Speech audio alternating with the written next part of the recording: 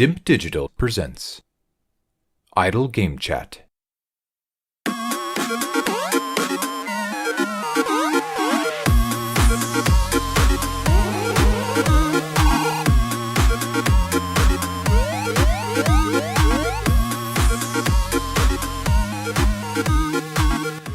Hello, Apps here from Dimp Digital. Welcome to Idle Game Chat. This is the weekly video games podcast where we give our impressions of the games that you can play today and react to the latest news from the wonderful world of video games. We're here every Monday on your favourite podcast app and YouTube, absolutely free. This week, I'm joined by the 2018 Fantasy Gaming League Grand Prix winner, the 2019 Fantasy Gaming League champion. It's that man, Paper. How's it going?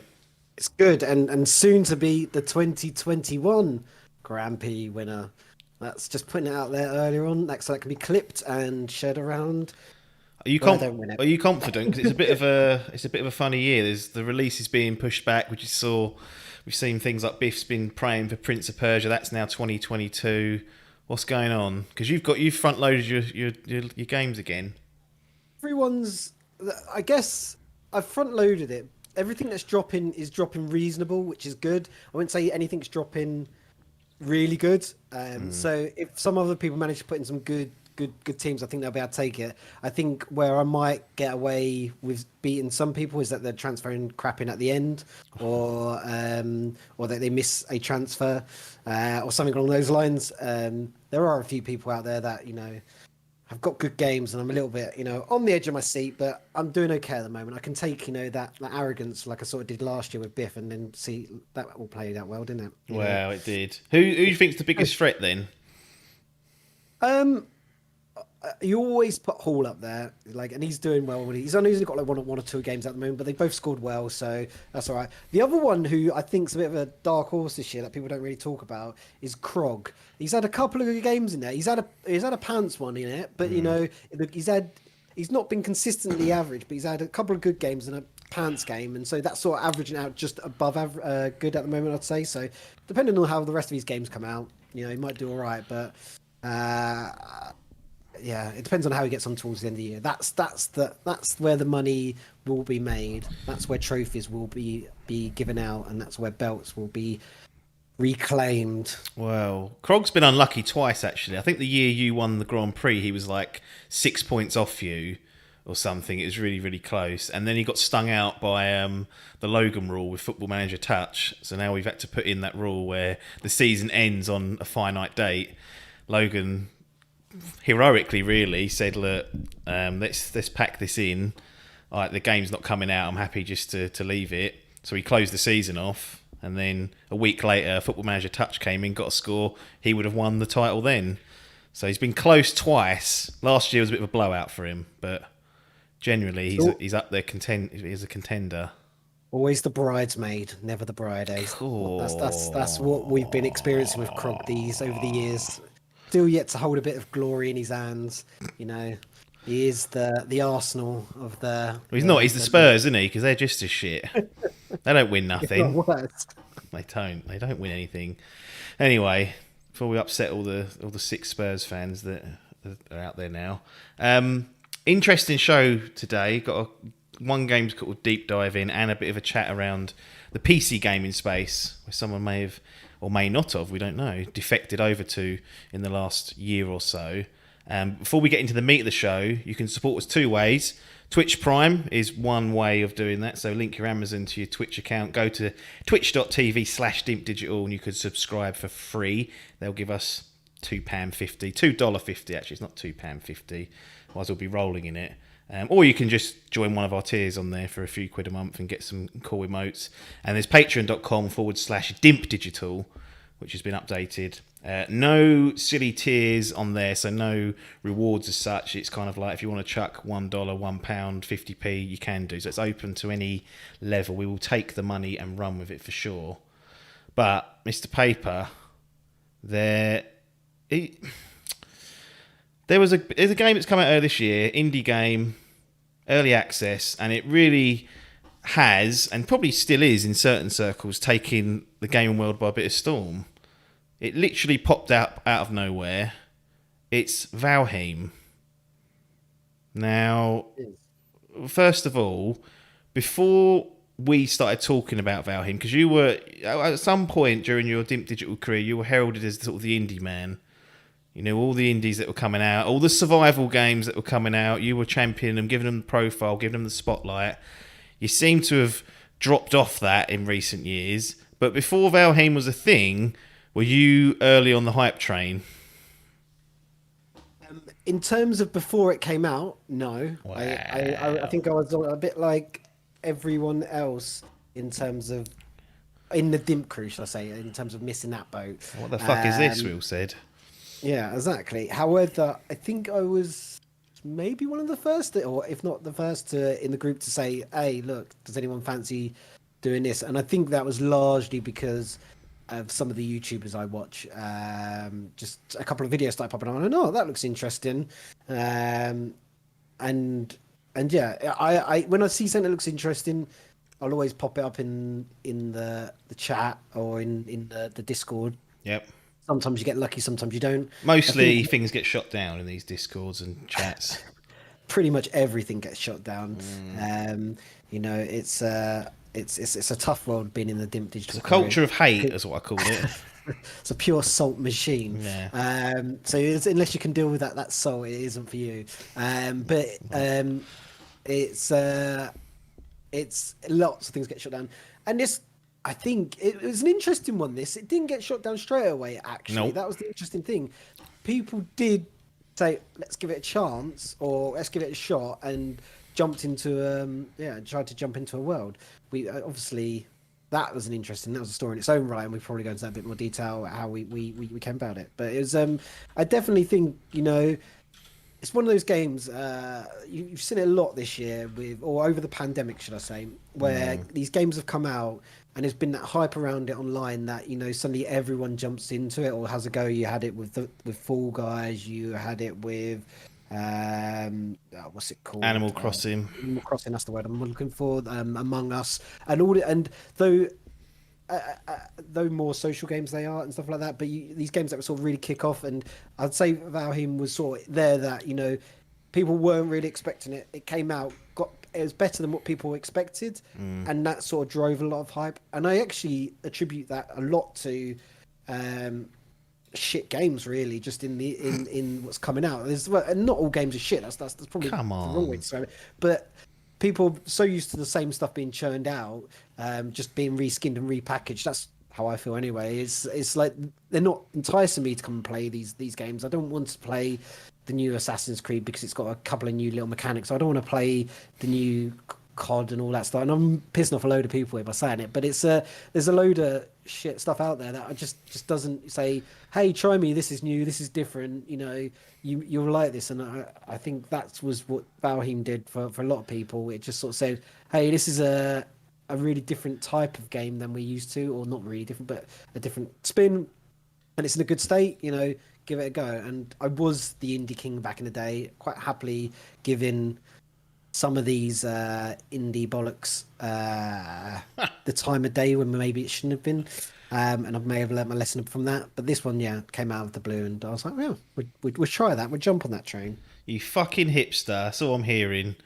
Don't like any of the commercial, all the mainstream games. You want to dig out and find all the hipster shit. Same with your beer, although Hobgoblin's a bit mainstream. I see you drinking that, and I've got Brewdog, which ain't much better. But I wouldn't say that. I wouldn't say it's all hipster. I'm saying I'm just looking for something a bit different. Like I don't know. I mean, I'm not so. I can, if I want to watch, if I want a game for a story, I'll just watch a film now. That's the way I sort of look at it. And unless the story's really compelling and it really, really says, play me for the story, and I'm not too bothered. And then I just think like everything else has everything else type mechanics now, and so it's just like, you know, I don't know what to play that's different, what's new. Maybe I'm missing a trick, but you know, the popular games are all the ones that are being franchised and respun out, and it just I enjoyed some of them back in the day, but and maybe I need to jump back and have a go. But you know, I've sort of stood on the time. Equally, I think there's a and I'm rabbiting here. There's a People lot who've of listened games. before know this happens, so they've expected it. They've either deleted the episode knowing that you're on because it'll be paper talking for an hour, or they've turned the volume up. So you have that kind of appeal. Definitely, yeah. The volume's off, so I can talk about what I want now, aren't it? So it's just, yeah. It's I don't have a lot of time to invest in games as much as maybe I used to, and so I guess that I have to be selective now, and so that's why we're playing Fall Guys at the moment. Well, I mean that's yeah, that has been picked up and played, and there'll be it's good fun. That now they've added the squads mode. Really, that's kind of giving that game a new lease of life. Because before that, playing it on your own was good fun. Like I played it quite a lot in the opening week, and then just fell off a cliff of it because I was like, this is not. It's not really holding me. And when you played it in a group, you're playing separately in the same lobby, but you just like I would fall off and then watch someone go through 2 rounds. It's not the same. Like when you've got a squad running like we have, and there's this 4-man's, like it's good to working together as a team, and so that you either all go out or you all go through, and it makes for some good streams if I do say so myself. Valheim came out sort of February time. Was an early access title, which I historically have stayed away from because when something comes out in early access, it's like you may as well just guess when it comes out 1.0. But I felt like Valheim came out with enough to warrant the investment, and the investment was quite low. I think it was like 15 quid, wasn't it, when it came out? So cheap as chips, really, when you get some of the comparisons. And then many months later, I look at the Steam times. I've put in 38.6 hours. You've put in a whopping 60.8 hours. So how's that happened? I mean, you mentioned that you're looking for something new. On the surface, people might just say Minecraft rip-off with really simple mechanics and like awkward base building. Survival mechanics. Yeah, and I've got to watch every time I go for a shit. That's what people are thinking who ain't played it. Yeah, it is interesting, isn't it? Like I think ultimately when you break any game down, there's not a lot there that's new, and a lot of things are taken and reshaped and rejigged around. I think it's sort of maybe looking for what you wanted. I think I've been quite into wanting to play a game a bit like Minecraft again recently, and I don't feel like there's been much appeal in our group to do something like that. I think I've thrown out a few times that does anyone want me to set up a server? There's too much poison. Poison's been eradicated. Exactly. There's too much griefing going on, but it's I didn't feel like there was that. But this came along, and I think it gave you that interesting bit of you can pretty much go off and do what you want, but there's also a linear story there that you can just sort of play through as well. And so like there's some sort of soft level of guidance if you want to go through it. That little crow sits there and goes, hello, do this, you can do that. Yeah, exactly. Though saying that, you probably couldn't go off and just do what you wanted because defeating bosses are sort of unlocks the next level and stuff like that. But you could spend all the time not leveling, just being at a certain level and just being quite happy with that, and there's nothing stopping you from doing that. And so I think the appeal from it sort of came from that side of things, that there's a bit more of that sandboxy mode. Is that I like the idea of a game that I could jump in, do a bit of time on it. I'm generally not a type of person that could sit on a game for several hours a day, maybe 3, and I start to get, when I'm on my own, I start to get a bit annoyed, not annoyed, but like frustrated or tired with it, and I need to log off for a bit. And so it was the type that I could maybe log on for a couple of hours, do something on my own, but equally so when other people came on, that progression wasn't lost or wasn't wasted, as long as we were in after the same sort of goals. It doesn't matter, and I think that sort of showed it in terms of me putting probably twice the amount of hours in as you did, because I was able to go off and do some stuff, but you were still able to progress at the same sort of level as me. And it's I enjoyed that, and we say us. There was a guy in our group called Phil at the end of it who put in 300 hours, and he progressed at the same level as us. He spent a lot of time building, and he did some amazing builds on the server. So much better than what we did, but it allowed for that. And so if you wanted to sink hundreds of hours, or if you wanted to sink 30 hours into it, you could progress together, as long as there was some sort of coordination around how you progressed, and someone didn't go off and just do a load of stuff on their own. It's in terms of the bosses, you had that, and I think that's what was appealing, and that's maybe what helped with its longevity in the group for us. Yeah, I think one of the things that allowed me to play it for as long as I did was there was the social element. Secondly, was we got a dedicated server. So Dave, Destiny Dave, however you know him, the man in the shadows, the man behind the scenes, he paid for a server for a few months. So he rented one for us. So there was always a persistent server ready and open for us, and we could go on at any time, and things would progress whilst we was not there, and people just dip in and out. So that really helped. I think having a persistent world that we could log on and not be relying on someone else, because most of the time people have to have it locally. So we'd have to all wait until, say, Paper was logged on, and we'd all jump into his game, and then we could only play it when he was on. Having a dedicated server definitely helped. But the other thing is, like when I mentioned at the beginning about you got to, time how many times you go for a shit each day, have a piss, all that stuff, like the survival elements or the survival mechanics. I think what they done in Valheim is there's a flavour of that, but it's nowhere near as like micromanaged as you might think. So you don't actually have to eat food, and you just die. Like I played DayZ on the Xbox when it was on Game Pass. Okay, played it once. And I died from hunger, like the first time I played it. Couldn't find anything to eat. That doesn't happen in Valheim. Like there's an element of food eating there, and essentially you cook food, you eat food, and that increases your health and your recovery. But you won't just die from that. It's not as harsh or as punishing. And for me, that was a bit of a key point, because the one thing that I find gets in the way of a lot of survival games is that you're constantly monitoring like busybody things to be doing. Like, and I know there's a lot of like resource gathering in this, but I don't mind doing that. What I do resent is having to drink water and eat on certain occasions. Otherwise, your character just dies. Like removing that as a punishment, I thought was a good move. How did that sit with you? Because you've played a lot of games where you normally are punished for stuff like that, and that's kind of part and parcel. Like even if you think of like No Man's Sky, you run out of oxygen, like you'll die. There's a resource you have to keep topping up. You don't have that in Valheim. Does that make it a bit too easy, or is that actually a good balance in hindsight? I think it was a good decision. I think with all these games, the game should give you the opportunity to maybe set that at a server level in terms of what you do and don't want enabled, or on a game level.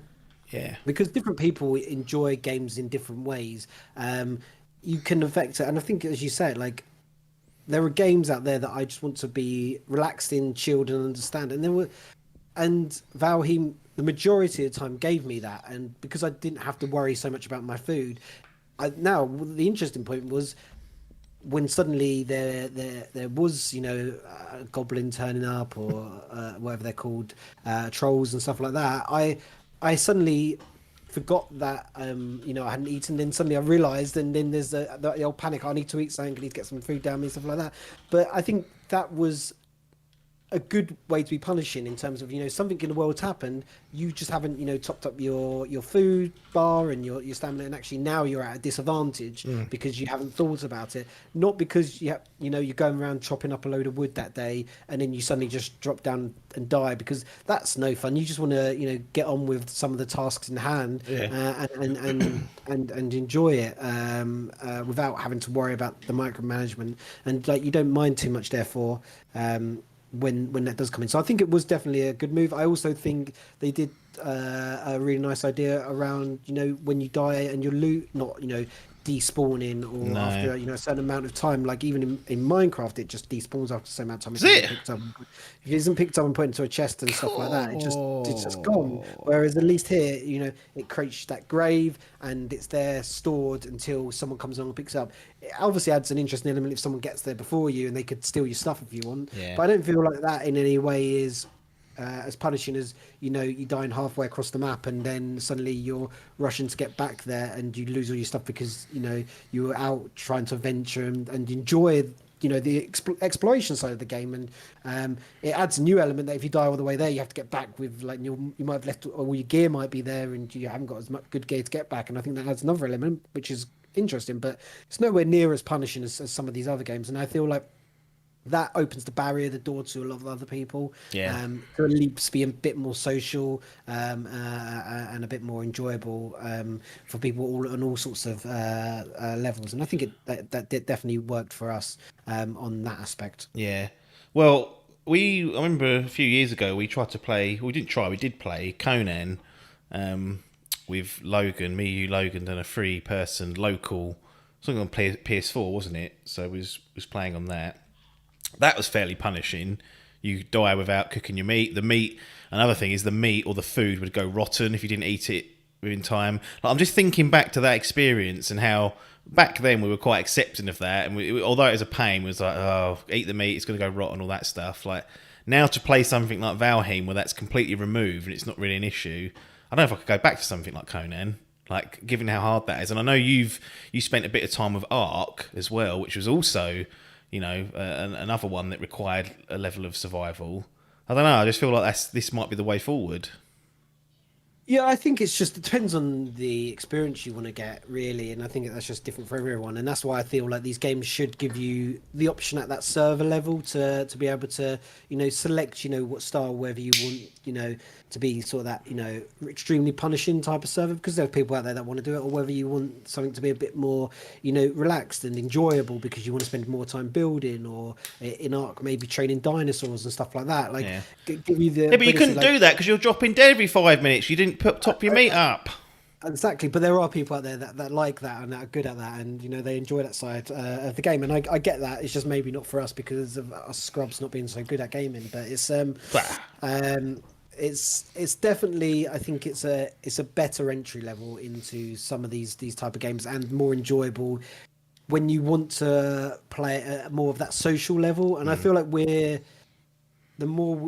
we play in groups, especially in our group, we want to play a bit more at that social level, and then we do have sections where people go out and try to be not so much, but do things at a higher level, and you look to people like maybe like Dave and Hall and with the Destiny raiding and all that type of stuff, where they will go out and do those things at a higher level because that's what they enjoy at that moment. But then they also, people quite happy to dumb it down a bit and be a bit more sociable, enjoy having a beer, because especially with the whole pandemic, I think it's really taught us is that communication and connecting via like this now is here to stay forever, and actually allows people to connect that now, on other sides of the country, other sides of the world, and so forth. And you don't want to spend all that time getting frustrated with a game because you're consistently dying. You want to be able to enjoy the game while also being able to have a laugh and talk about and catch up and stuff like that. And so I think these games do definitely allow that, while also having that element of skill to it. Is because it's not like you can't just turn up, because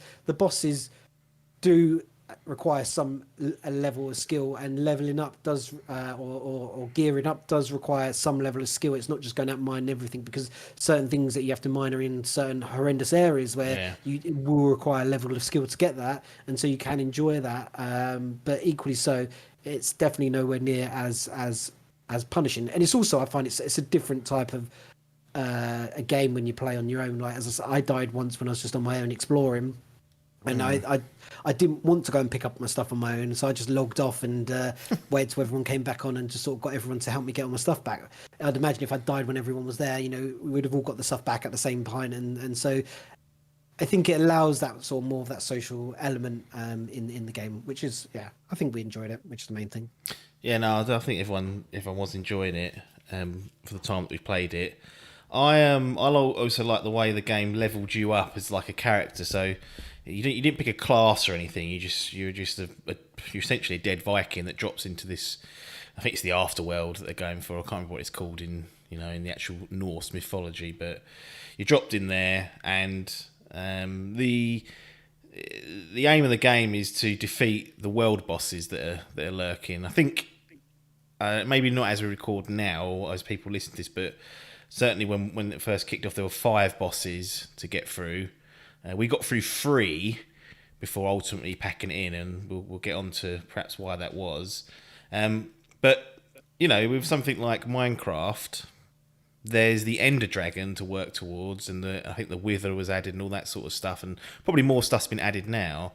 But I found that having just some sort of goal was helpful. It's like we want to build up enough resources, enough gear, food, healing items, weapons, so we can go and take on the boss.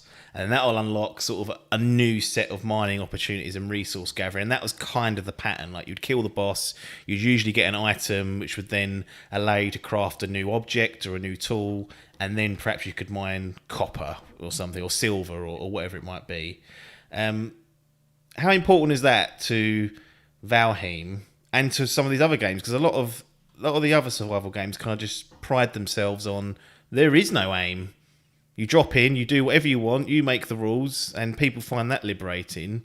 But with Valheim, there's obviously a very clear structure there that if you want to get better stuff, you have to sort of be taking on these bosses. Yeah, no, I think it's for, and there's, each game has their own way about doing things, and it's not that I think there's a wrong or right way about it. I just think different things work for different people, and I think the Valheim way is good for us when we was playing it, because it gave us that goal, like the point of why we'd log on the next session. Like we know we needed to get a bunch of copper and tin, for example, to make bronze, and so it was not liberating. It gave us direction around reason for logging on and doing stuff, because if I look back at the game, if we'd created the Dimp HQ and there was no bosses or things to go, and if it was just to say get better gear, because you can go into some of these other areas and defeat other higher level mobs, we probably would have sacked it off long before. Yeah. And I think what it is, it gives you something to aim towards and work towards, instead of it, and something that gives you reward, because it ultimately unlocks, as you said, the next set of areas. I think when we come on to the end, while we quit, as you said later, but like ultimately, I think they might have to look at that. But it is definitely good in terms of giving you. I like games that are free and gives you the freedom to sort of do what you want, but ultimately gives you some sort of direction of travel. I find it hard, as you mentioned, in some of these games where there is no direction of travel. I like Ark, for example. I've played it a few times. As you mentioned, I started like leveling up, or started getting a few better equipment, but ultimately, apart from getting better dinosaurs at the time, and the things obviously progressed a lot since then. Yeah. I just didn't see the point of me keep playing, because I was like, well, I've seen all the better gear because I've seen YouTube videos and stuff like that, and so apart from me actually figuring out, like playing it myself and doing it, I don't know what that's bringing to the table. And maybe it's because I was doing it on single player servers, and maybe it would have been better on multiplayer servers.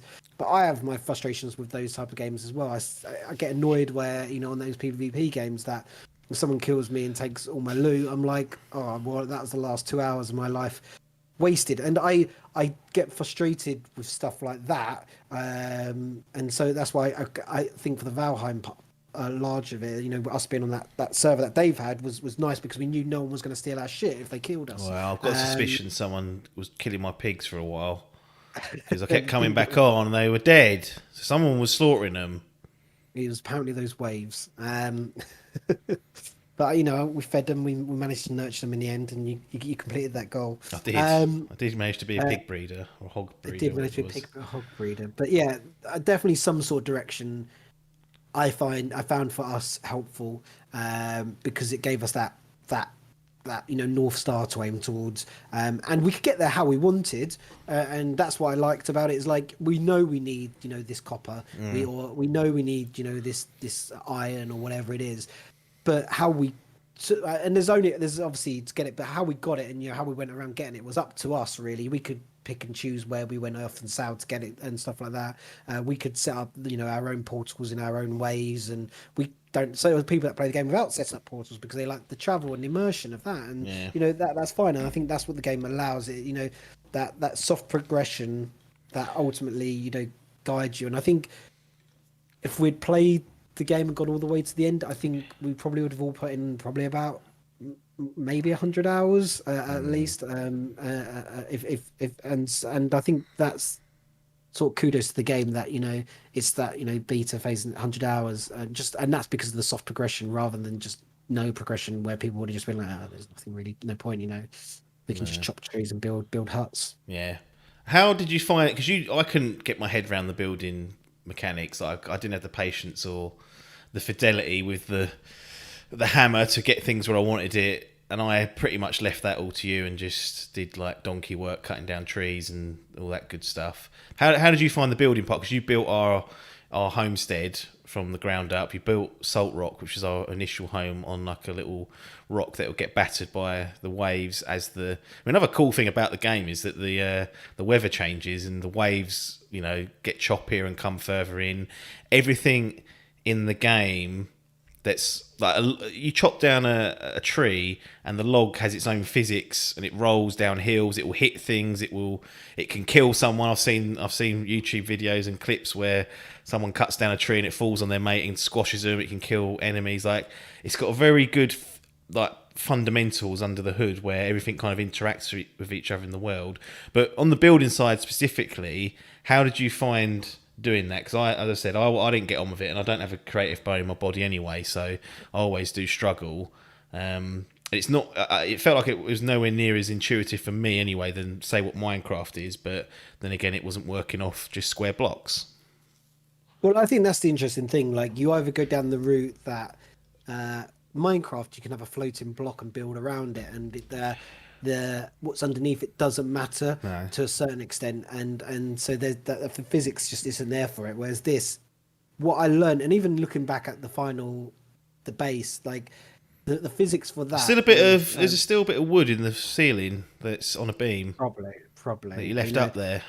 It's just because I couldn't get to it, and I felt like if I tried to get to it, I would be in a world of I'll break something. And I do now look at that, and I learn. I feel like I would go back now and do my next build even better. And I think it's one of those ones that the more you build, the better you become because you understand it. And I definitely think it's like a bit of that learning curve. Once you're over that top of that hit curve, things start to make a bit more sense.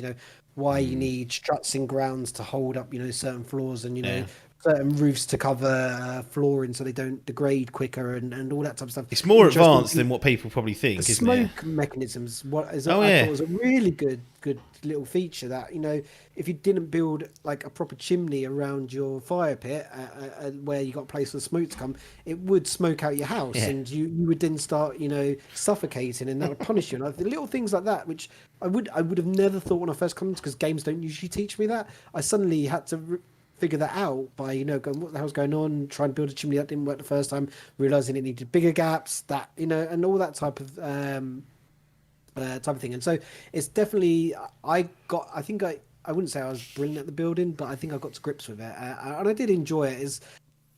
There's definitely certain things that could be a little bit more intuitive in terms of the way they click together, because sometimes you have to get the tiniest right pixel for it to click, and that is annoying. I wish the hitbox or the click boxes were slightly better to click things in, but ultimately usually you'd figure a workaround around it to click it in, but it was just that wasn't as intuitive as maybe some of the other stuff. But it allowed you to build some nice stuff. It was really interesting that the game probably wouldn't allow us to build a 4-story house just out of wood, because the physics would say, well, the wood isn't strong enough to be able to go that high and support that much unless you put the proper beams into place.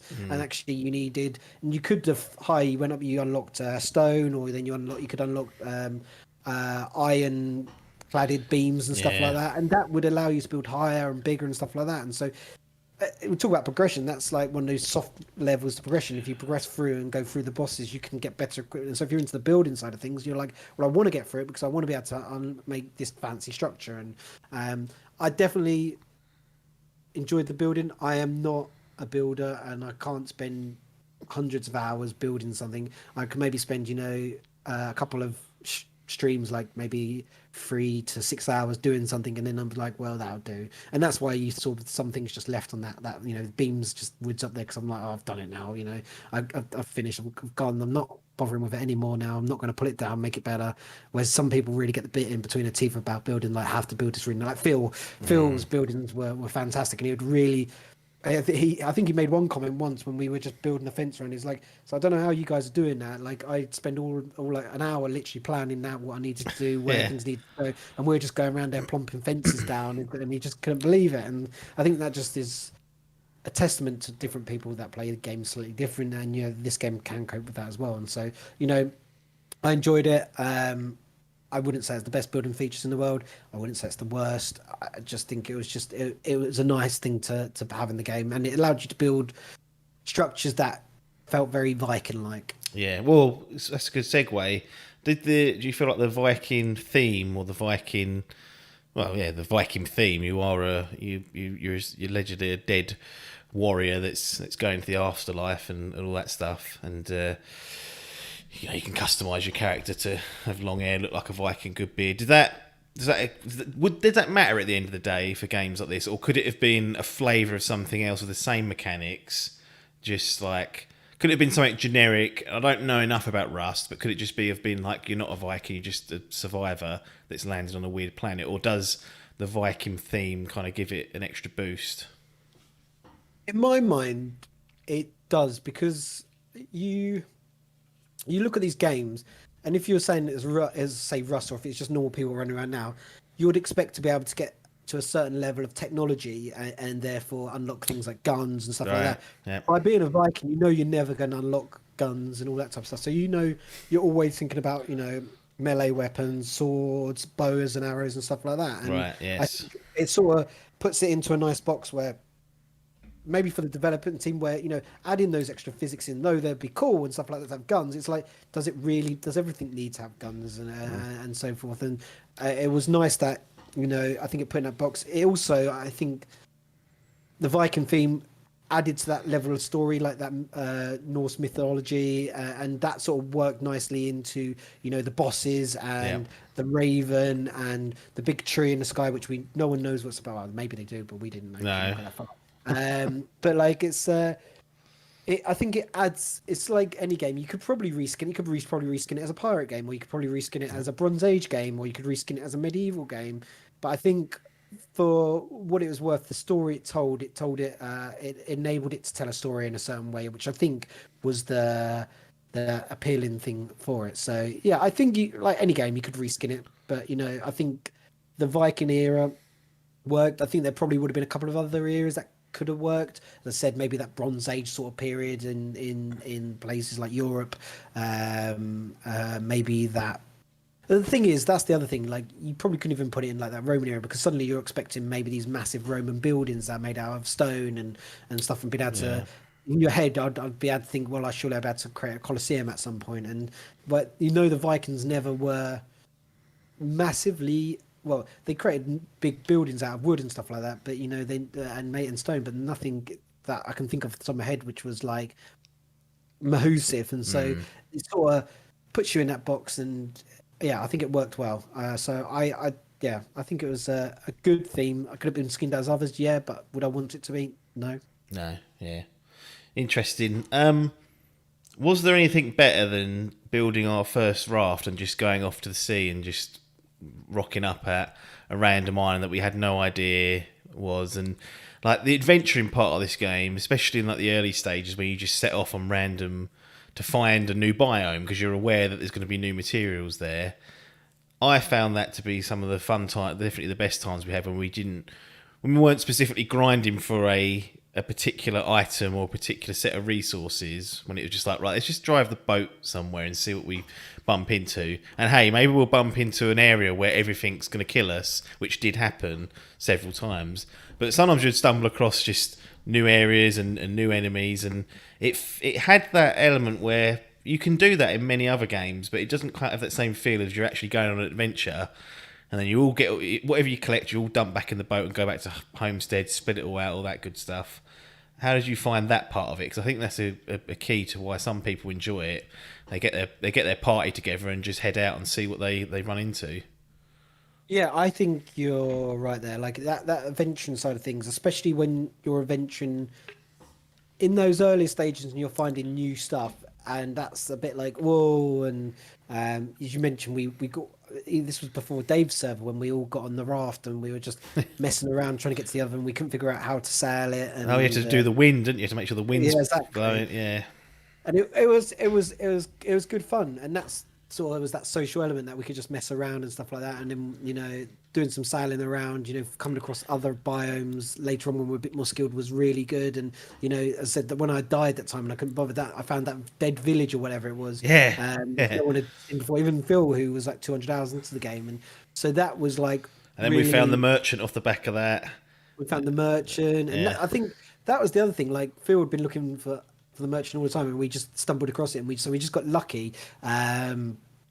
But that was a really good moment when we found that. And I think I would say with the game that was some of the enjoyable bit. I would say I would like it to be less repetitive in certain biomes and the way it repeats. So once you've come across a dead village, we saw probably another maybe 2 of them or something like that, and it's just like, well, we just won't go near that because we know what that is, and there's not much. You won't get much good from it. Whereas the first time we went into it, was like, oh, maybe there's some really good loot here in some of the chests. And so but I think that's what drove us in, and it was similar when we saw some of the other stuff. It's like, oh, well, maybe there's something new here that we haven't experienced. Maybe be some good loot. There was a ship that we dig out the chest for. You do that a few times, and then you soon realise that once you're past a certain point, that's the stuff in there is just of no use at that point. Yeah, exactly. And so that ship was a really good. The first time we did it, I was like, oh, that was really cool. But then you notice when you're walking around the world, you see another 5, 6 of them. You're like, oh, it feels less cool now. It feels less impactful because there's a lot of them. And I get maybe why they do it because, well, I get to a certain extent because if you're playing on the big server and there's lots of people playing, you want to give as many people the opportunity to have that experience and, not one person to, be ripping everything up. It'd be nice to maybe in the settings be able to set how much things spawn. Would you only get one of everything, or could you get several, or whatever it is. And so I do agree that the adventuring, exploring at the start was fab. I think towards the end I think what we made sure was we saw all the biomes. I think there was probably we could have experienced a bit more in the plains biome, but we didn't get too far into that. Yeah, no, we done 3 of the 5 bosses in the end. We've spoken quite positively about the game. Is there any other positive elements of Valheim that you wanted to touch upon that we haven't gone over? Because there is a lot to this game. Like on the surface, it's just it could be just considered another survival building, crafting, resource gathering game with a Viking spin, but as we've alluded to, it's got a lot more under the hood. But any other things that stick out in your mind as a sort of a net positive for Valheim? Because it's on I think it's passed over 6 million sales, which is insane for a development team that's I think is under 10. There's less than 10 of them doing this, so they're all laughing. Whatever happens after this, they're all laughing. But any other bits that you particularly enjoyed that we haven't touched upon? Yeah, I think the fundamental when we beat a boss, it felt deserved. It never felt like it wasn't earned. And I'd seen other YouTube videos of people doing it, and maybe they were underprepared and it took them longer. I think Dave mentioned it took him like nearly 40 minutes to do the second boss or something like that. Yeah. And when we rocked in, it took us like 5 or 10 minutes or something like that. We put the work in. Yeah, exactly. But that's what I'm saying. It sort of felt like when we did a boss and it wasn't maybe as painful as maybe what other people experienced, it felt rewarding because we'd put the effort in beforehand to get the resources we wanted to get to a certain level or gear, and we was like, well, let's not tackle it till we at least got this and that. And because we put the work in before, it sort of felt like it was deserved. And the bosses weren't easy. Like that third boss wasn't the hardest thing in the world, like in terms of gaming, but if it took 4 of us, being relatively tactful, had to be prepared with, you died once, beds down and stuff like that. We had to have the right potions, the resistance potions. Without that, we'd have really struggled.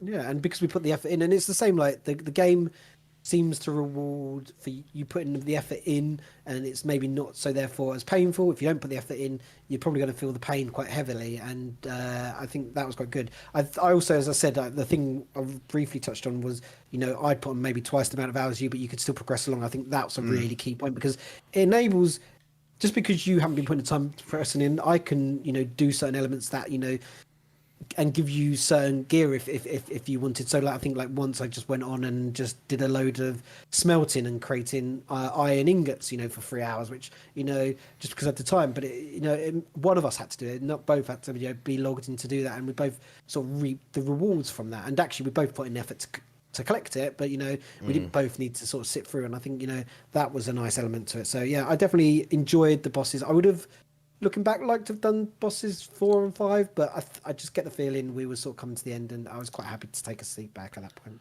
Yeah. So, what? Any negatives really? Anything that you feel maybe not negatives, because it's still early access. They could improve this stuff, but what sort of stuff would you like to see improved? And maybe you want to start with perhaps why we did decide, or why you felt like it was time to stop as well. That might have led into it, because we definitely. From my perspective, the grind to get the gear and get competent to battle that third boss just felt much longer than the other 2 bosses previous. And I don't know if that was because we over prepared, which could happen, like that easily could have happened, or whether it is the fact that the only way to get the iron was to go in those shitty little crypts that I despise. I never want to go into a crypt again. I don't make a habit of it normally, just for those wondering, but that didn't thrill me too much. But from your perspective, what do you think ultimately led to its demise? And it's probably going to be a temporary demise. I think if there's a big update, potentially we're looking at perhaps going back in later on down the line. But why after 60 hours and with 2 bosses still to go did it get a pin put in it? Other than Dave threatening to shut the server down, but he did say he'll keep it open if we want to. But for me, personally, as always, I would have never played it on my own, especially put that amount of time into it. There's games out there that I love playing, but I don't get as much enjoyment out of them playing on my own. Sea of Thieves is another one that I absolutely love it when there's not just me online and there's other people. I've played it online on my own, and it's not as fun. It's more fun being in those adventures with others. And so I think ultimately, for me, I probably could have carried on. I wasn't really that burnt out. I felt like others were getting a bit burnt out with it, and so for me, it wasn't. I'm not there to punish someone, say keep playing because I want to play, and actually like I wouldn't get as much enjoyment out of that. And so for me, it was all that sort of social element of it, and I think that's the point. We may as well move on to another game that re-sparks and maybe gets the juices going a bit, and then maybe, as you said, we'll come back. And that's happened plenty of times when if you look back at our gaming habits, that as a crew, as the Dimp crew, we've stepped away from something and come back to it at a later date because there's been, as you said, a major update, and we all want to jump in. And we did enjoy that first time around. I think for this one, I was becoming a little bit burnt out. Like I don't usually, as you said, put that amount of time into a game for such a little amount of time. But I think it was just things were starting to become a little bit repetitive, and it was just as I think I alluded to it earlier, like once you dug up a ship once and you saw another 4 or 5, you thought, oh, I've sort of done that, I've experienced that. And it's the same with the crypt. Once we'd done a crypt, and we need to do another 7, to get everyone geared up, that was a problem. And maybe actually looking back, it would have been better to tackle crypts on their own or something like that, because actually we would probably only needed to tackle 2 crypts each, and we'd probably all been up because we was going around sort of helping each other and was tackling several. You end up doing the same thing over and over and over again, and so that sort of, I think, got to the point, because I think when we came to fighting the bosses, we all loved that element. And there was nothing, because they were new, they were exciting, and we enjoyed it. And I think looking at it, we was about to go into the snow biome and stuff like that, drinking the potions. I would definitely saw frustration come in. Like, we were getting a little bit frustrated if we'd got to a point, up in those mountains, and we were consistently dying because we didn't have enough potions, or a wolf attacked us. It would have probably, it would have probably been so frustrating. We'd have all walked away from it. So it was, I think it's probably a good time to walk away to recharge his batteries a little bit, and then sort of go back into it a bit later when things have updated. I do hope if we do jump back into it, we don't lose everything and have to start from the beginning again and have to do the same 3 bosses, because I think that would put me off from going back in, because I feel like I've done it now. I feel like I've checked that box. I don't really want to check that box again unless there's something dramatic there that, different. Yeah.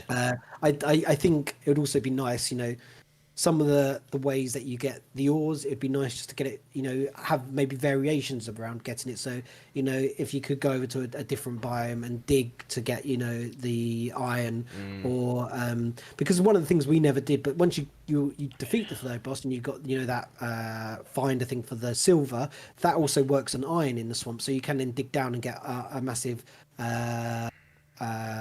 iron veins, but it sort of becomes a little bit redundant at that point unless you're doing loads of building, because you feel like, well, I've leveled up and now actually the next set of equipment's all going to be the next stuff. So you sort of just forget about it and move on a little bit, unless you really need to go back for something to update on, the workbench or something along those lines. So it's yeah, I think that element of repetitiveness isn't so good, especially when we're so used to being spoon fed, games that just give us stuff, then give us something new, and then we're going to the next part of the story. Loot box, me.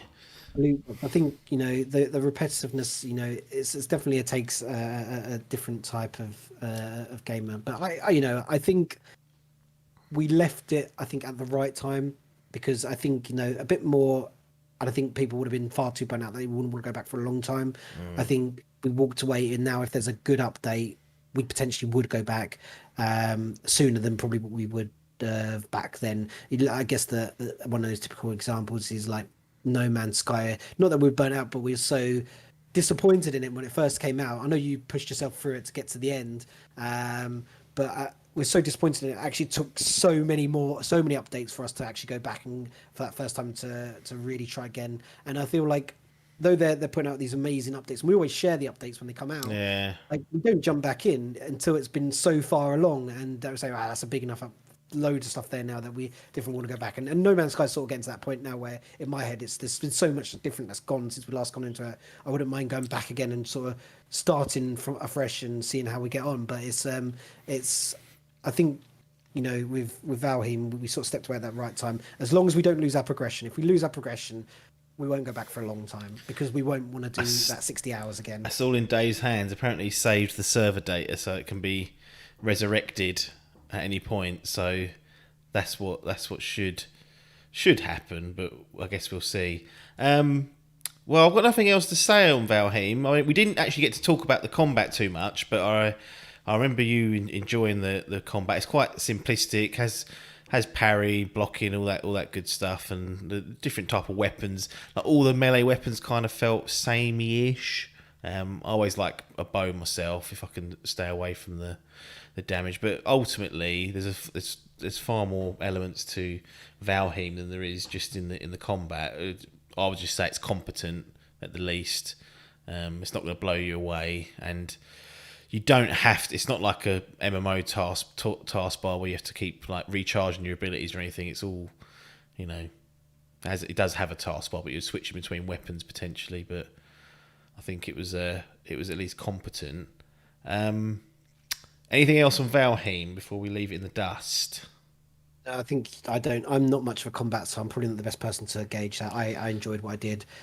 But yeah, I'm definitely not. As long as it's functional, it did the job. The only thing I'd probably comment on, maybe one of the other slightly annoying things, though, some people might enjoy this feature. It's just the base attacks. Like, they became a bit frustrating because you build some stuff up and then the trolls turn up. That was a bit like you spent time and effort, and it goes back to that sort of you losing your loot to someone else in like an hour after gauging it. You spent 2 hours building something, and then for a troll to come along and sort of smash it up was really annoying.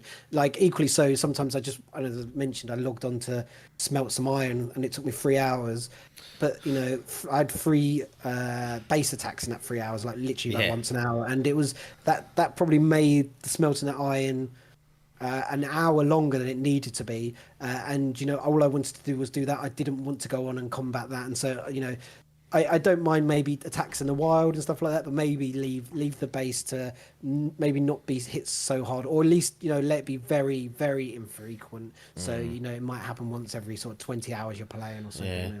But one like Conan, where they would literally say, if you're not ready for this attack, it's going to ruin your base. They remember there was like a countdown, pretty much, and at least you was aware of it. But I think that was a much tougher, a much tougher prospect. I mean, our base didn't get destroyed, luckily, during any of these attacks. But when you just try to do something and those fucks are fucking those trolls turn up, and you're like, oh, for goodness sake, because they can do some real damage if you let them get close. That was a hindrance. So maybe a little bit of balance in there. Yeah, a bit like 7 Days to Die as well. I think they have like the blood moon every 7 days, so you have to be. No, that's the game, though, isn't it? That's part of the. That's like it's built into the cycle of that. Like you prepare for each attack. Whereas... I was going to say 7 Days to Die isn't really about building. And there are people that probably like building brilliant bases. That is more about it. But I guess I was alluded to in the same context that you're at an area, whereas that obviously is probably more aimed at that's the game. Whereas the base being attacked in Valheim didn't feel like it was the game. No, it was a hindrance rather than let me enjoy it, or at least have the ability once again in those settings to toggle some of that on or off, or the frequency of it, because sometimes it felt just a bit too frequent when you want to do something. As I said, I wouldn't have minded if once in that 3 hours a troll had turned up and I had to sort it out, but have 2 different troll attacks and an undead attack or whatever it was in that 3 hour time was just a zap of my time. And my time when I play games now is quite precious, and that did annoy me. I didn't like the fact that the mobs that were attacking you were usually just the last mob that you'd run into previously. Like you discover a new biome and then suddenly you'd see swamp monsters and whatever was in there. And then suddenly, like millions of miles away from a swamp, you would be attacked by swamp creatures. It broke my immersion. Like, where do these swamp fucks come from? Yeah, I know what you mean. It should be where your base is based. That should be the prominent so attack. Like trolls and stuff like that. Yeah. I did like your idea that you came up with. That was it? I think it was your idea where you said you put up the head of the something you've killed, and they won't then attack your base. Yes, because that gives you reason to be like, all right, they're attacking, but if I can get ahead and maybe make the head drops even more rare at that point. Yes, you're like, yes. Maybe do it cool. one in every 100 or every 50 trolls you kill. That means you're going to have to go out and find trolls, go to Travel Coves, because you want that to stop attacking your base. Maybe not being so, maybe at the same level of brutality as now, where it probably won't destroy your base that much, but it gives you reason to go out and get that head of that mob and stuff like that. And then I know you say not about these swamp fucks turning up, but how have they got there? They get a boat and rock up. Well, maybe they've got that figured out. Maybe they figured out how to use portals after seeing ours. But I don't mind them turning up afterwards. But then at least give me a way to get rid of them. So at least give me a reason to go out and kill a load of those swamp fucks to be able to say, now stay away from my base. Yeah. And I think that would have been a nice little feature. But because there is no way to get rid of it. I think Phil moaned that once he wanted to create a portal base, get to an island in the middle of the sea, so it never got attacked by mobs. And he did it. It was an interesting observation. So I feel like there could be something there to do that. And like the people that like building, if you have like 20 buildings around the world, then you're gonna have to get the 20 troll heads to stop them attacking those ones. So I think it gives a reason. Yeah, I agree. So that's Valheim. Deep dive, almost 100 hours between us. Phil's probably done treble that on his own, so he's the real expert on it.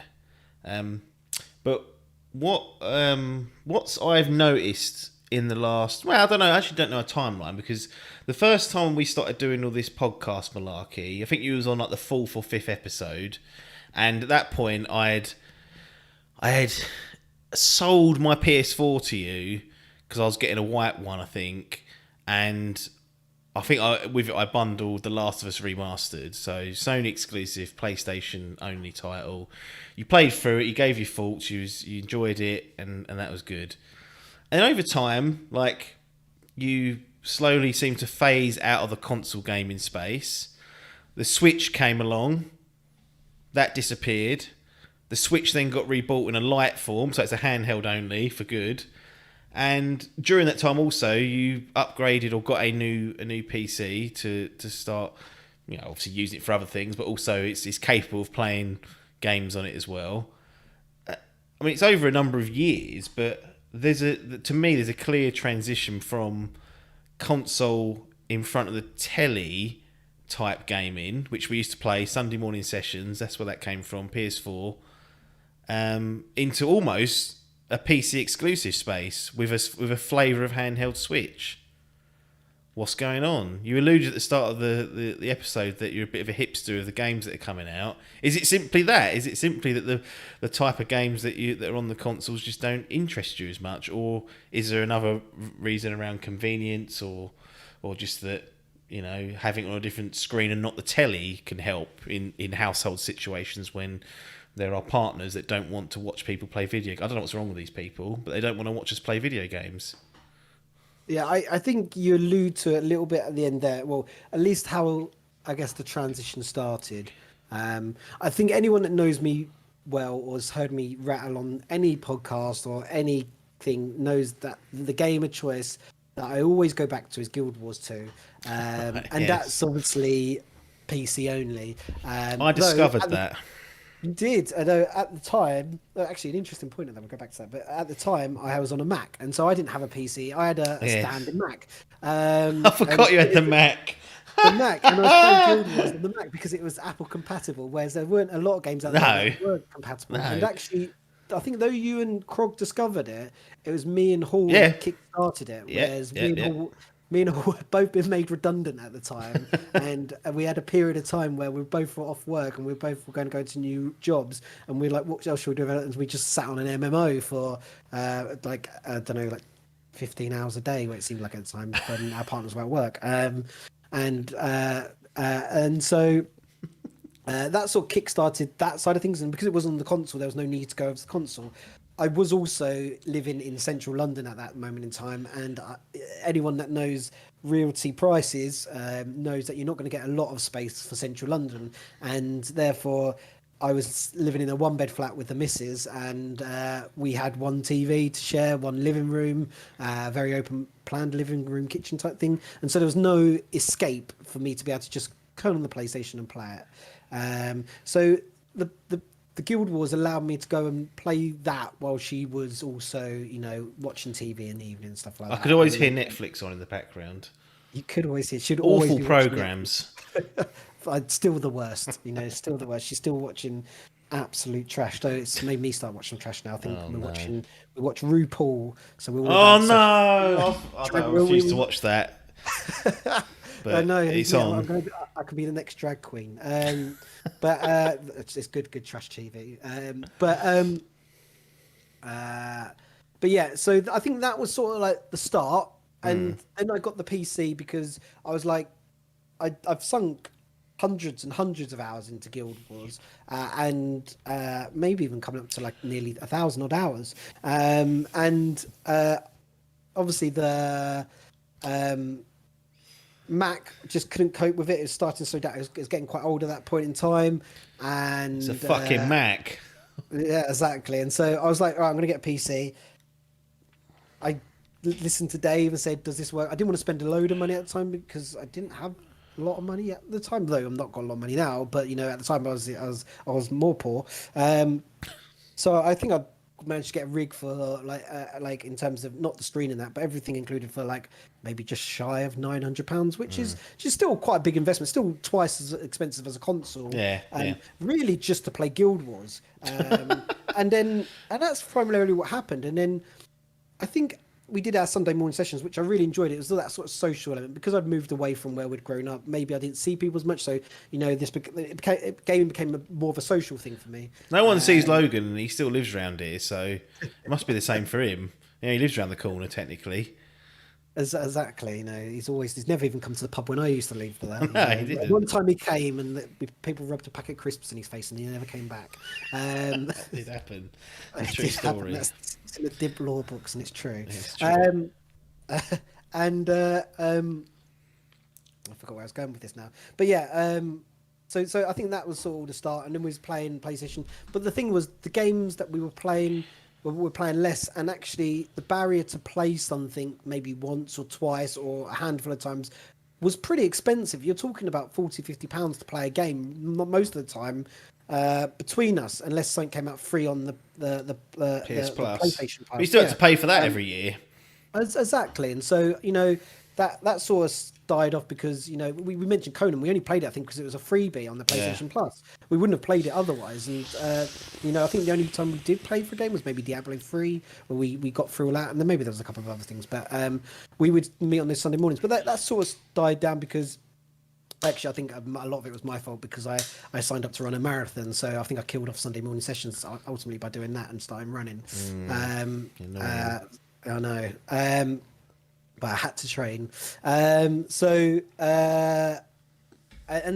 ultimately, I started playing more on a PC, and then I think last year, or maybe even the year before that, probably longer, the PlayStation 5 was coming out, and I was like, "There's nothing coming out on the PlayStation 4 that I really want to play. That's scheduled." And so I may as, and to be fair, I become really bad as in I even got Red Dead and I played for 20 hours and I put it down, and when you put a game down long enough you never want to go back to it. That's what happened with Red Dead 2, and I still need to go back to it today. I'm waiting for it to go on sale on the PC, I think, but it's always 50 bloody quid, maybe 30 at the cheapest, so I'm waiting for that one day to be a tenner or something, and I'll buy that. But so I just was looking.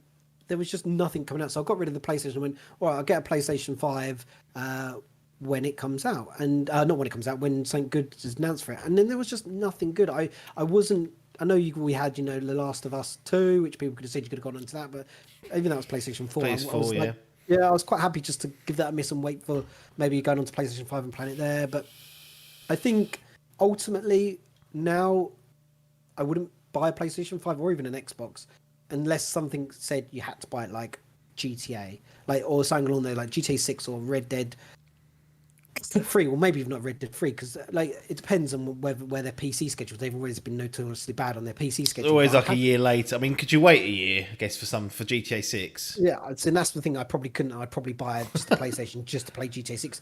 But once again, the story would be brilliant, but it's also about that online element and playing with friends and stuff like that. And if everyone's getting it for the PlayStation 5, then I would I'd pull myself into the PlayStation 5 for that reason, that social element. I don't know.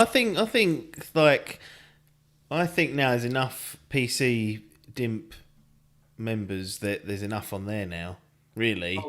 I think, and that's where I was going to go with this. And we obviously mentioned about, Switches. I liked the Switch when I first got it, played quite a few games, completed a few stuff.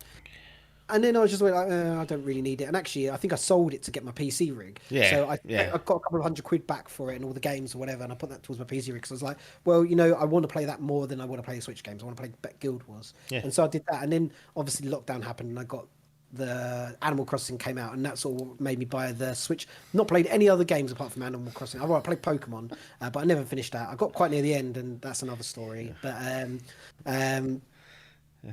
yeah, never played any other games on it, and that's still just sitting over in the corner over there. And that was purely a lockdown pulse. What's the word? Impulse.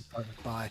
But yeah, then I think as you alluded, people have started buying rigs or better PCs to play games, and I think you had one, but I think and even so you've recently just upgraded and you started playing more online on PC. Like Hall, I think, was a big instigator, but when he's come on to Destiny and now he's doing a lot of streaming on the Dimp channel, was a big sort of move over. And actually and obviously Dave's always been here, but that unlocked the ability to play those Destiny games with Dave and stuff like that. And there's a good four of us now that are on PC, and we had Chappers as well for a while. And then look, we had Phil on Valheim. Phil on Valheim. That's the thing. We've met other people we probably wouldn't have met as well by being on the PC itself. And I'm pretty sure Krog's not a million miles away from getting a PC when he fucking pulls his finger out. But once Krog's going, it's like, why is there a need for me to go back unless there's a game that's just saying everyone's getting on that because it's not going to come out on the PC for a year, and it's only going to be GTA that does that. That's the only game I can think that's going to do that. There's no, unless there's a PlayStation exclusive that comes out it's really only them. I can't see anyone doing it. And I think what I mentioned at the very start was the barrier to playing with mates was like 40, 50 quid every time. With the barrier playing with mates here is a tenner, you know, and you don't mind spending a tenner. And if you don't like it and you play it for 4 or 5 hours or do a couple of sessions and you bin it off, it's not the end of the world. It is when you spent 50, 60 quid on a game. And so that allows us to buy things like, you know, we did the Hallboss, the Fall Guys, you know, the Valheims.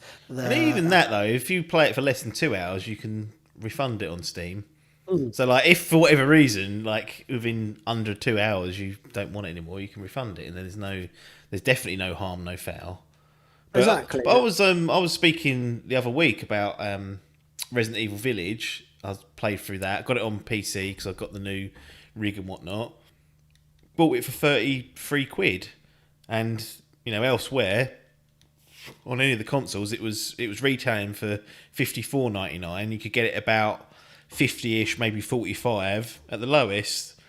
Like, the games are just so much cheaper. It's the same game, just that you're playing it on a, albeit usually a much more expensive bit of hardware, but like in the long term, you will save money going down the PC route, and you'll get access to things like Valheim.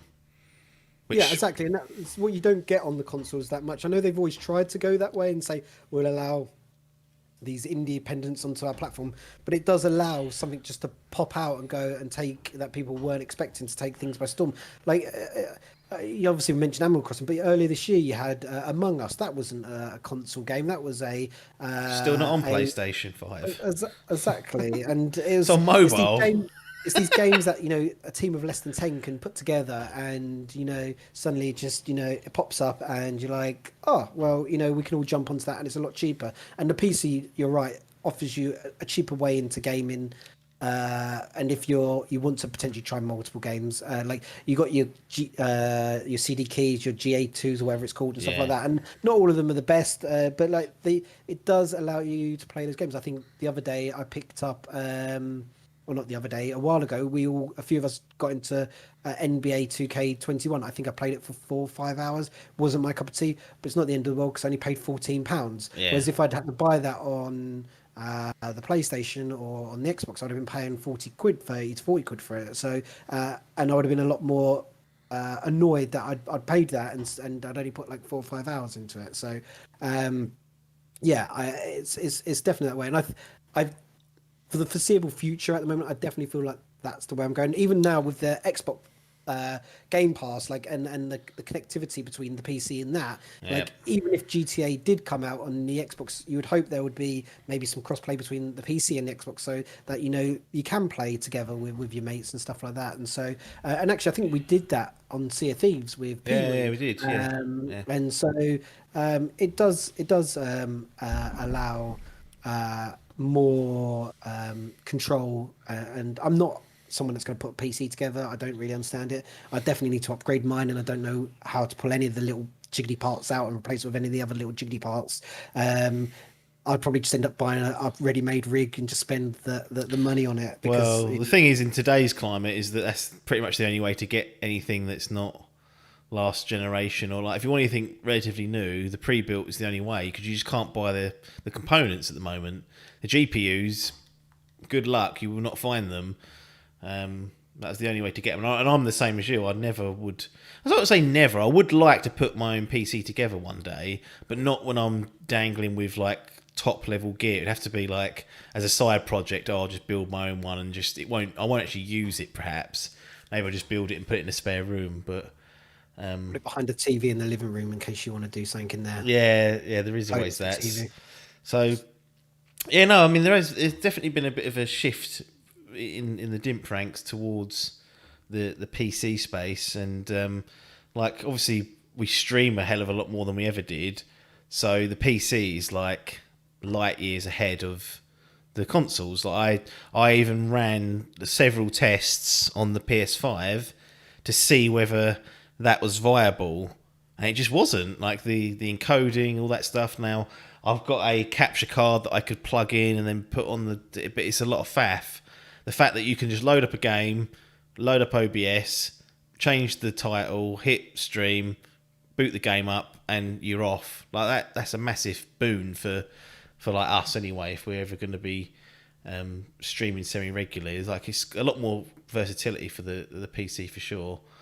And This podcast is is a reason for that. It would have stayed just on. We always used to have them via Skype calls, and now because we're all on PCs and there's more of us on it, flying into Discord. As you mentioned, only takes someone to have a little bit of a project to do something. I think like Hall went off and set up some Stream Labs or whatever it is, or Stream Elements, and other people have dived in to help a little bit, and it enables us to now stream these podcasts live, which is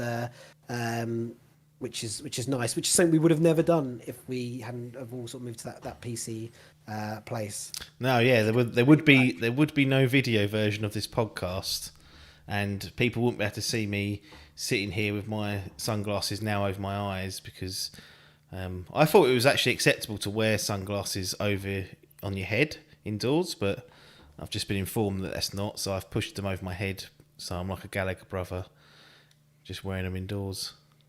It reminds me of that one time and if anyone can find it, I've got an old YouTube channel where I used to do some vlogs. I was only about 6 things on there, but I think in the very first one I did like an introduction indoors, and I was from my computer, and I was wearing a scarf, and I got so much shit ripped out of me for wearing a scarf indoors. They're like, why the fuck are you doing that?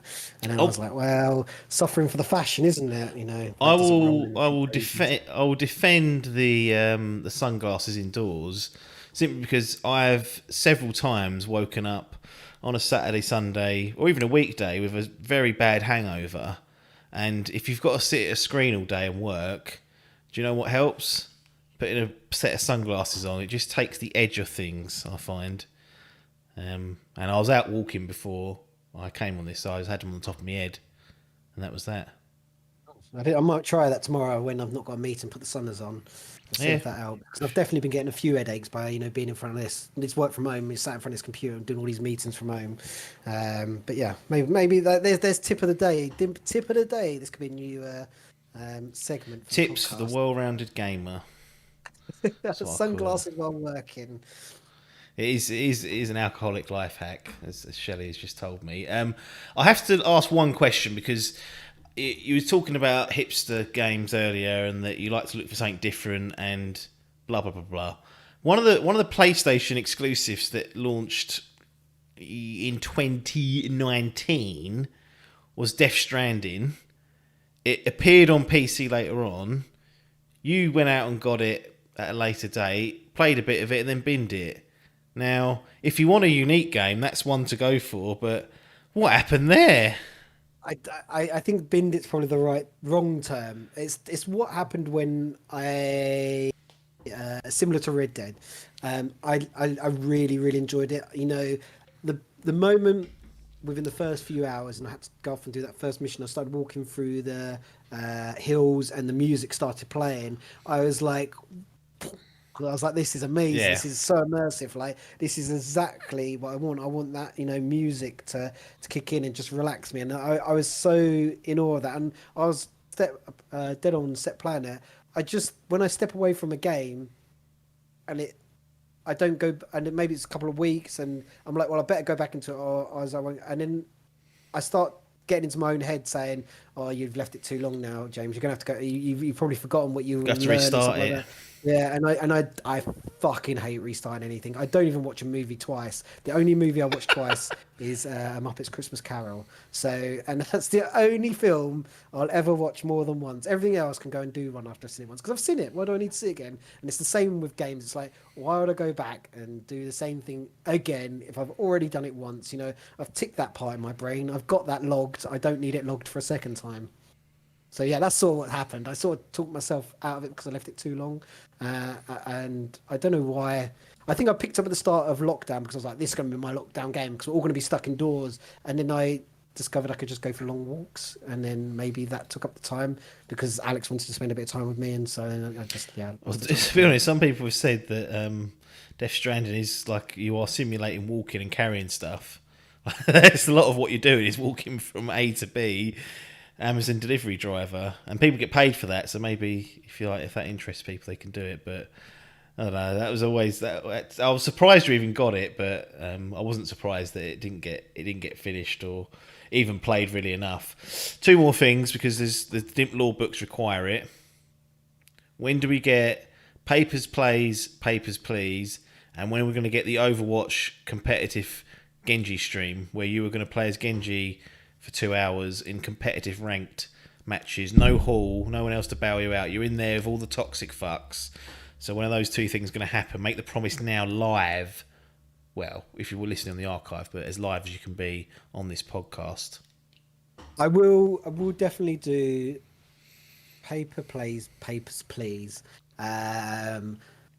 That definitely the type of game that's sort of up my street, and I could happily sort of sink a couple of hours into live on a stream without too much worry. I think we only just want me to do it so we can have the Twitch title of papers, please. Yes, that's the only reason. It's the only reason it ever wants to see the light of day, and I will. It's one of those things that I've been teasing the boys for so long that I think it's maybe that's that soon. The Genji stream, I will do it. I think I think that what I would like to do, I do competitive, but maybe not on my own. I enjoy Overwatch when I'm playing with other people, and I just don't think I'd enjoy it being on my own. You made a promise.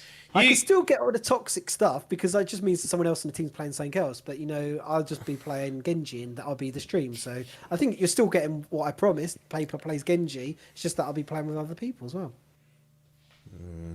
And it was never Paper plays on his own Genji. It's Paper plays Genji and stream it so everyone can see how fucking awful I am at games, especially when you need to hit people with a hitbox, because that's when it goes terribly downhill for me in any gaming with guns. And I think the only reason you guys want to see it is because Genji is notoriously horrendously hard. He's tough. He's a tough boy to play as.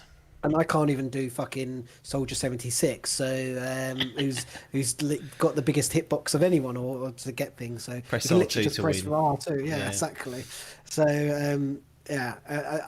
I'll do it. I think I might cry a little bit if I'm doing it on my own.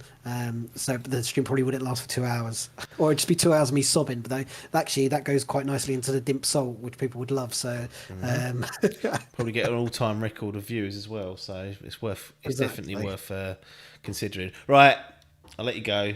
We'll close this down. Lots of good chat as per usual. I think the last time you came on was to talk about Ark. So it's kind of fitting that. A long time ago. Yeah, I mean, before that, obviously, you was on for the Fantasy Gaming League during that period. But in terms of talking about games, I think it was Ark, and then now we have Valheim, which is taking the world by storm in 2021. So I appreciate your time, and so do all the watchers, listeners, and patrons of this particular corporation known as Dimp Digital. But we will close it down. We will shut the audio down for those listening, not waste any more of their time. But we know that there's nothing more for us to say other than thanks for your time and ta-da.